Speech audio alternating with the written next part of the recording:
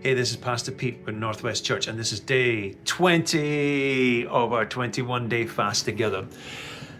When you're fasting, you're doing some suffering. You are paying a price. And I was reading a scripture today that I think is really pertinent to this. Now listen to this. This is from Hebrews chapter 5, beginning at verse 7.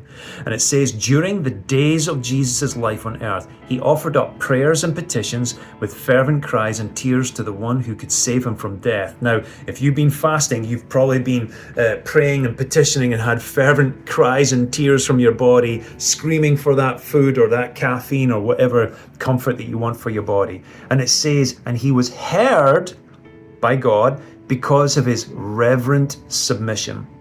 You fasting is a reverent submission, and you are heard because of your reverent submission. But then it goes on. Listen to this. It says in verse 8, son though he was, he learned obedience from what he suffered.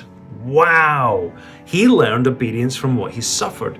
I wonder if we have to go through things like fasting because it's the way that we're going to learn obedience. And then it continues on, and once he was made perfect, he became the source of eternal salvation for all who obey him. So he was going towards a perfection, but he had to go through a process of obedience, and that obedience was only found through suffering. Now listen to this. 90% of his life was made up of learning obedience. 90% of his life, he didn't do any ministry. He just lived and obeyed the Father as best as he could. But in the 10% of his life, the 3.5 years that he had left over, he set the world on fire with his calling, doing the work of the Father, using the power of the Spirit. He was able to do more in that 10% under the obedience and submission to the Father than what he could have if he just did things his own way. Think about that. Would you be willing to spend 90% of your life just learning obedience and suffering until you could be used for 10%? That's a tough one to answer. I hope I don't have to go down to 10%.